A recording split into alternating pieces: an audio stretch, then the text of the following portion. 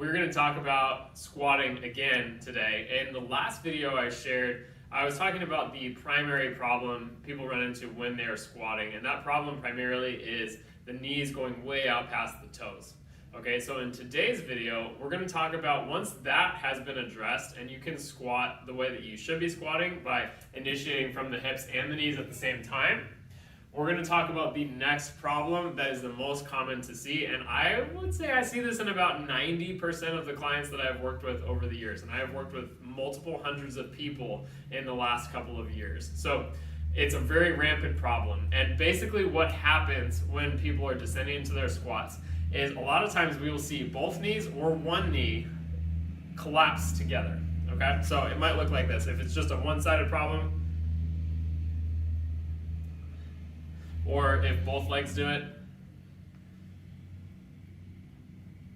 And you can probably imagine that when joints are not lined up over each other, that if you do that enough times, you do that repetitively, that eventually something is going to start complaining. Now, it might be a hip because the knee is collapsing in, so something about that hip doesn't feel good after a while, but a lot of times it is knee pain on the medial side of the knee, meaning the inside of the knee. And you can see why, right? So if my ankle is here and my hip is here, but my knee is collapsed inwards, well, my hip and my foot are more lined up, but my knee is not, and that's the weak link in the chain right here. The knee is the one that's bearing the brunt of that force, but it's not actually the knee that is the problem.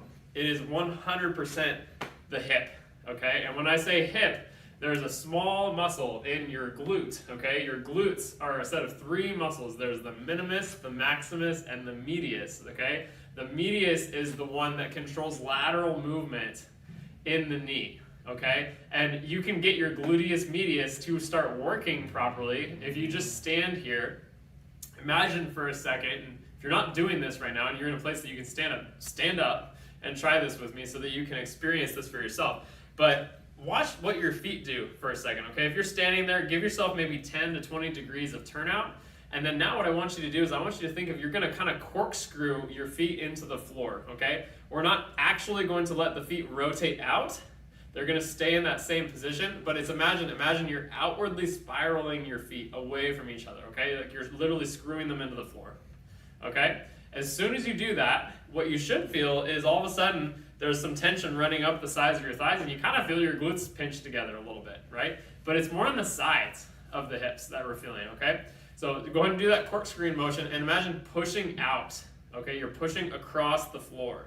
Now, if you push across the floor, a really good way of visualizing this is like if you're having like a roll of paper towels. Well, imagine you've got a paper towel under one foot, a paper towel under the other foot, and then the little perforated line where they rip is right in between under your center. Well, you're pushing out across this way, trying to rip that paper towel in half, okay? That idea alone is enough to get those hips to work. And now watch this. Here's me doing the squat without thinking about that. This is what my knees naturally do, okay? You can see this knee collapses in a little bit more than the other one does.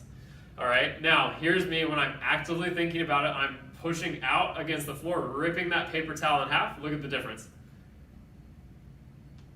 You can see this knee is now pushed out, okay? And this knee is doing a pretty good job too. Big difference, and what I'm feeling during that time is I'm feeling tension running up the sides of my thighs, and I'm feeling tension in the side of my butt, okay? It makes 100% difference compared to doing it inactively, where I'm not thinking about pushing out again. Now the problem though is sometimes the muscles, that gluteus medius muscle, sometimes with people that I work with, they're so weak because they have not learned how to use those muscles at all. They're so weak that even if they're trying to send that signal to their brain, they literally can't do it. And so what I will do is I'll come up to them and I'll say, hey, don't let me win. I'll put my hands on the side of their knees and I'll push hard. And they start squatting and their knees collapse together. I hardly feel any resistance at all because they're so weak here. Well, guess what? If they push just a little bit, I'll give them some slack, I'll push out, they'll get going and they start to notice, oh, that's what it feels like, that's what it feels like. Their brain is developing the awareness of like, okay, that's what it feels like to use that muscle. Even if it's not very strong, the awareness is the first step to then training that muscle so that your knees don't collapse together in the squat. And if you don't have somebody to help you, Something like this, okay? It does not need to be a cuff with Velcro, it can just be a simple piece of elastic tubing. But what I'm gonna do with it, I'm gonna put it right below, in this case with this thing, I'm gonna put it right below my kneecap. You can do it below your kneecap or above your kneecap. Either one works fine. But with this Velcro cuff, it's not quite big enough to go above my kneecap, so I have to do it right here on my cap. But what I'm going to do is I'm going to step out here, and just being here with that band under tension, I can already feel these muscles working.